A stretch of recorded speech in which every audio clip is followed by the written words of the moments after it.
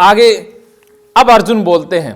अब अर्जुन क्या कहते हैं, हे मधुसूदन, मैं रणभूमि में किस प्रकार बाणों से भीष्म पितामह और द्रोणाचार्य के विरुद्ध लड़ूंगा, क्योंकि हे अरिसूदन वे दोनों ही पूजनीय हैं।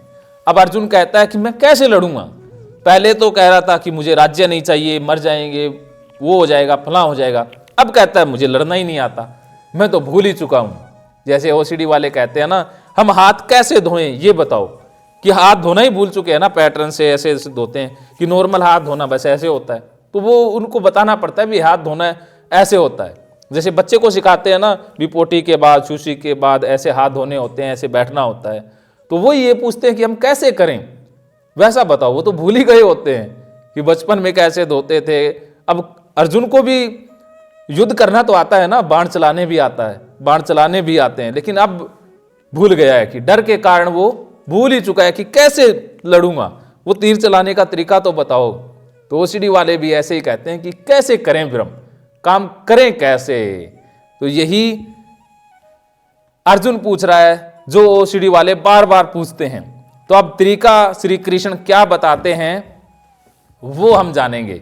लेकिन अर्जुन इस बात को कह करके अपनी दुर्बलता का परिचय तो देता है कि मैं भूल गया हूं डर के कारण। लेकिन अर्जुन तो अर्जुन है, अभी भी कहाँ मानने वाला है, कहाँ कहने वाला है कि भाई मैं बीमार हो गया हूं, मुझे सही कीजिए। अर्जुन मानने वाला तो है नहीं। तो अब अर्जुन एक नया ही तीर छोड़ेगा।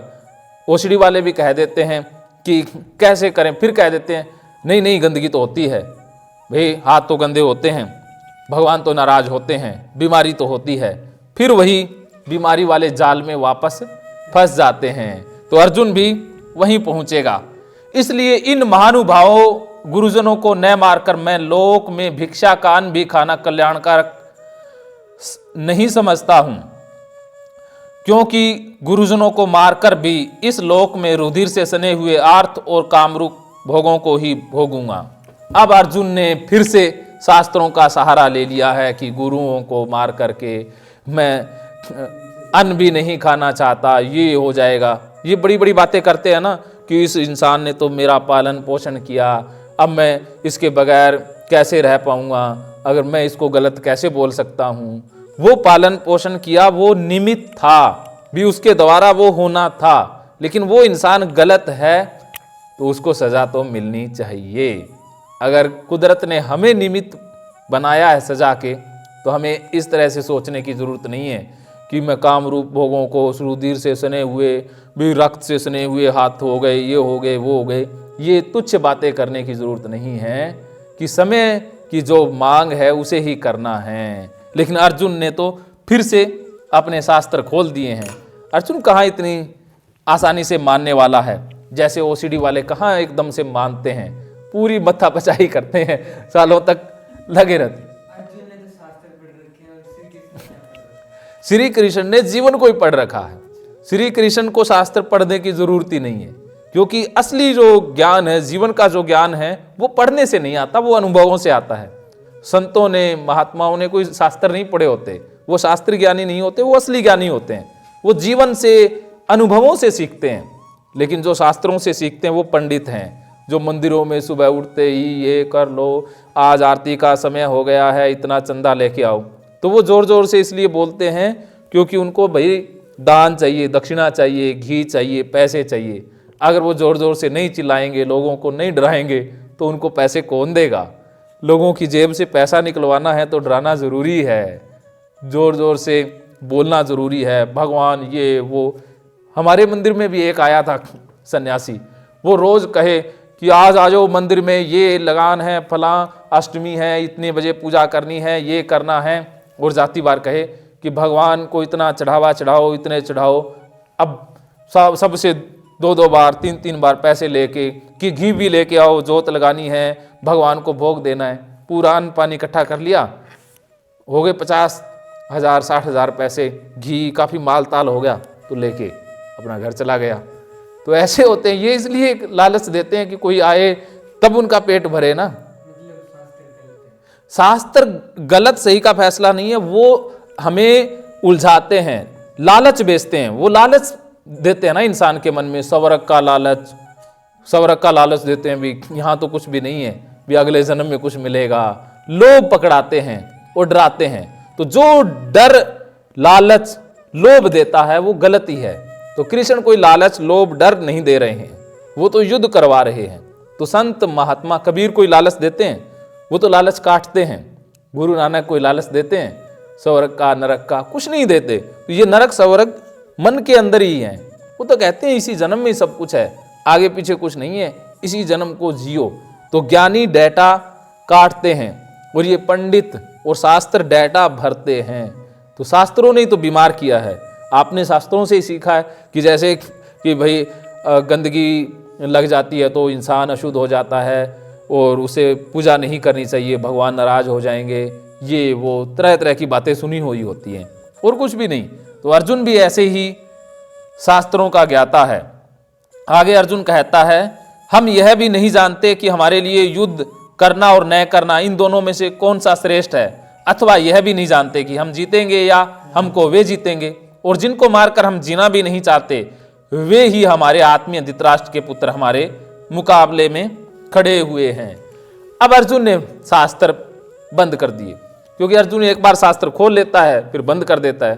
फिर अर्जुन को लगता है यार ये बात हजम नहीं हुई, जमी नहीं। फिर थोड़ा सा नीचे आ जाता है, स्वीकार कर लेता है। अब कहता है, पहले कहता था कि मैं भिक्षा कान भी नहीं खाना चाहता, ये नहीं करना चाहता। अब कहता है कि हम यह नहीं जानते कि हमारे लिए युद्ध करना न करना कौन सा श्रेष्ठ है। कि अब थोड़ा सा कहता है यार मुझे पता ही नहीं है, मैं कंफ्यूज हो गया हूं। अब अर्जुन अपनी कंफ्यूजन को प्रकट कर रहा है। अर्जुन वास्तव में तो कंफ्यूज ही हुआ है ना, कि करूं न करूं, मुझे मार देंगे या वे मर जाएंगे, या मैं हारूंगा जीतूंगा, पता ही नहीं है क्या सही है क्या गलत है। अर्जुन डावाडोल हो गया था। तो इसी कंफ्यूजन को छिपाने के लिए शास्त्रों का सहारा लेता है और अब कंफ्यूजन प्रकट कर रहा है। अथवा यह भी नहीं जानते कि हम जीतेंगे हारेंगे। तो वो कंफ्यूजन बता रहा है ना कि असल में ये है कि मुझे परेशानी ये है कि मैं कंफ्यूज हो गया हूं, कि मुझे ये भी नहीं पता कि मैं जीत जाऊंगा हार जाऊंगा, युद्ध करना सही है या गलत है, ये मेरी समस्या है। और जिनको मारकर हम जीना भी नहीं चाहते वे तो सारे यहां आए हुए हैं। तो अर्जुन अपनी कंफ्यूजन को प्रकट कर रहा है। इस श्लोक में अर्जुन सच्चाई बताने लग गया है धीरे धीरे। तो आप भी जब अपनी कंफ्यूजन रखते हो कि मुझे पता ही नहीं है कि सफाई क्या होती है, गंदगी क्या होती है, भगवान सजा देंगे नहीं देंगे, बीमारी होगी नहीं होगी, मुझे कुछ भी नहीं पता, मुझे तो बस लगता है या सुना हुआ है, असली बात तो आप ही बताओगे। जब हम कन्फ्यूजन किसी के सामने रखते हैं तो उसका निवारण भी होता है। जैसे हमने सुना था ना भी एक तरफ 0 है एक तरफ 100 है। जब 100 पे हो जाते हैं तो कन्फ्यूजन बचती नहीं, फिर तो क्लियर हो जाता है। जैसे भीम के मन में कोई कन्फ्यूजन नहीं है, कोई डाटा ही नहीं है, कोई पाप पुण्य का मरने का, तो उसके मन में तो युद्ध है। तो उसे तो चाहे रात के 12 बजे उठा लो, मारना है तो चलो मारेंगे, गदा उठा के चल पड़ते हैं अपने। तो उनके मन में तो एक ही निश्चय है कि युद्ध करना है बस। और अब बाकी दूसरे कुछ लोग हैं जिनके मन में ये निश्चय कि युद्ध नहीं करना है, तो वो आए ही नहीं है। तो अब अर्जुन आया भी तो युद्ध करने के लिए ही है। ये तो है नहीं कि यहाँ पर कोई तमाशा देखने के लिए आया है, करने के लिए आया है। लेकिन यहाँ आने के बाद उसका जो निश्चय पहले 100% था वो सेना को देख करके 50% हो गया, कंफ्यूज हो गया, डर गया। डर के कारण हमारा निश्चय गड़बड़ा जाता है भी। हम जिंदगी में अनिश्चित डर के कारण होते हैं, चिंता के कारण होते हैं। कि जब आपने पढ़ना है और पढ़ करके नौकरी लगना है तो ये निश्चय आपका पूरा एक है, तो आप आराम से पढ़ाई कर रहे हैं, मजे कर रहे हो। लेकिन कोई आपके अंदर डाउट पैदा कर दे कि भाई नौकरी कोई नहीं लगता, सिफारिश से लगते हैं, चाहे कितने नंबर ले आओ, बिना सिफारिश के नौकरी नहीं लगाओगे, या नंबरों की कोई ज़रूरत ही नहीं है, पैसे से नौकरी मिलती है। तो अब उसका निश्चय बिगड़ गया तो अब पढ़ाई उसकी छूट जाएगी। अब वो डावाडोल हो गया ना, तो अब वो सोचेगा पढ़ाई करूँ ना करूँ, पैसे का इंतजाम करूँ, ये करूँ वो करूँ, तो अब उसका मन विचलित हो गया ना। तो ऐसे डाटा हमें फंसा देते हैं, ऐसे डाटा हमें मरवा देता है। तो एक निश्चय होना परमात्मा है। मीरा के मन में कुछ भी नहीं है, एक कृष्ण ही है। चाहे घर से निकालो, चाहे सड़क पे है, चाहे कहीं भी है, मीरा को कोई फर्क नहीं पड़ता। इज्जत बेइज्जती का कोई सवाल ही नहीं है। लेकिन हम तो ये सोचते हैं कि अरे हमारी इज्जत मिट्टी में मिल जाएगी, अगर हम सत्संग में जाएंगे या नाचेंगे या कीर्तन करेंगे तो बेइज्जती हो जाएगी, घर वालों को कुछ कह देंगे। तो 100% निश्चय तो कुछ है ही नहीं ना, बीच में ही फंसे हुए हैं अर्जुन की तरह कि जीतेंगे हारेंगे, पता नहीं हारेंगे, पता नहीं जीतेंगे, पता नहीं क्या होगा। बस ये पता नहीं क्या होगा, यहीं पर चिंता है, यहीं पर डर है, कंफ्यूजन है। तो एक निश्चय हो जाओ, एक निश्चय होना ही परमात्मा है। कि अब जैसे मेरे मन में ये हो कि प्रोग्राम करें कि ना करें, कितने का आएंगे ना आएंगे, पता नहीं आएंगे, कितना नुकसान हो जाएगा, फायदा हो जाएगा, इसी कंफ्यूजन में फंसा रहता तो प्रोग्राम हो ही नहीं पाता। लेकिन मेरे मन में एक निश्चय है कि करना है तो करना है, बस चाहे फायदा हो नुकसान हो, करना ही है। एक 100% निश्चय है, भी करना है तो करना है बस, इसके अलावा कोई निश्चय नहीं है। तो कोई डाउट है, कोई कंफ्यूजन बची? तो इसी तरह से आपके मन में अनिश्चय हो कि जाएंगे कि नहीं जाएंगे, कैसे जाएंगे, बस मिलेगी कि नहीं मिलेगी, कहाँ रहेंगे, खाना मिलेगा कि नहीं मिलेगा, वहाँ पता नहीं इलाज होगा कि नहीं होगा, वहाँ पता नहीं कोई बात समझ में आएगी कि नहीं आएगी। तो आप कंफ्यूज हो गए, तो डावाडोल हो गए ना, फिर आना ना आना भी लगेगा कि पता नहीं जाऊँगा कि नहीं। लेकिन आपके मन में क्लियर हो कि जाना है तो जाना है, फिर कुछ भी नहीं तो बंदा पैदल भी आ जाता है, 7 समुंदर भी आ जाता है ना, फिर ना सर्दी लगती है ना गर्मी लगती है, चल पड़ा। जाना है तो जाना है, पहुंचना है तो पहुंचना ही है, क्यों एक ही बचा है पहुंचना ही, बाकी चीज ही नहीं है। तो ये शक्ति है। तो यही काउंसलर के ऊपर आप जब पूरी तरह से समर्पित हो जाते हैं कि मुझे आपसे ठीक होना है तो होना ही है। लेकिन आप सोचते हैं यार पता नहीं इसके पास डिग्री है या नहीं है, ये ठीक करता है या नहीं करता, ये सही है या गलत है, तो उससे हम ठीक हो भी नहीं पाते हैं, क्योंकि डाउट पहले ही पा लिया ना। तो अंदर की दीमक वृक्ष को भी गिरा देती है ना, ताकतवर वृक्ष को भी। उसी प्रकार अंदर का जो कन्फ्यूजन है, डाउट है, वो पावरफुल इंसान को भी छोटा बना देता है। जैसे अर्जुन जैसे पावरफुल इंसान को भी डाउट ने और कन्फ्यूजन ने कायर बना दिया है। इसलिए कायरता रूप दोष से अपहत हुए स्वभाव वाला तथा धर्म के विषय में मोहचित हुआ मैं आपसे पूछता हूं कि जो साधन निश्चित कल्याणकारक हो वह मेरे लिए कहिए, क्योंकि मैं आपका शिष्य हूं। इसलिए आपके शरण में हुए मुझ को शिक्षा दीजिए। अब देखिए, अर्जुन सब कुछ बंद कर चुका है। अब अर्जुन को पता लग गया कि बात बनने वाली नहीं है, अब तो सरेंडर कर दो, समर्पित हो जाओ, छोड़ दो। तो अब अर्जुन कहता है कि हाँ मैं कायर हो गया। आप भी मान लेते हैं कि हाँ मैं बीमार हो गई, मुझे ओसीडी हो गई, हाँ मुझे डाउट की, संदेह की, गंदगी से विचार आने वाली बीमारी हो गई, स्वीकार कर लेते हैं। तो बात बनती है। और धर्म के विषय में मोहचित हुआ। अब अर्जुन कहता है कि मैं मोह में फंस गया था। अब अर्जुन ने खुद ही कह दिया कि जो मैंने धर्म की, शास्त्रों की बातें की वो सच्ची थी। अब अर्जुन कहता है वो सच्ची नहीं थी, वो तो मैं भ्रम में आ गया था। आप भी कह देते हैं कि ये गंदगी लगना ये मेरा भ्रम है, मैं भ्रम का शिकार हो गई हूँ, मुझे भ्रम होने लग गया है, अब इस भ्रम का निवारण कीजिए। तो बात बनती है ना। जब आप जब स्वीकार करते हैं तब बात बनती है। और अर्जुन ये कहता है कि क्योंकि मैं आपका शिष्य हूं इसलिए आपके शरण हुए मुझको शिक्षा दीजिए। अब पहले तो अर्जुन पहले अध्याय में तो गुरु बना बैठा था कृष्ण का कि मैं ही बुद्धिमान हूं, मैं तेरा गुरु हूं, शास्त्रों का ज्ञान मुझे है, पाप का पता मुझे है, सब कुछ तो मुझे पता है ना। पहले तो अर्जुन गुरु बना बैठा था कृष्ण का।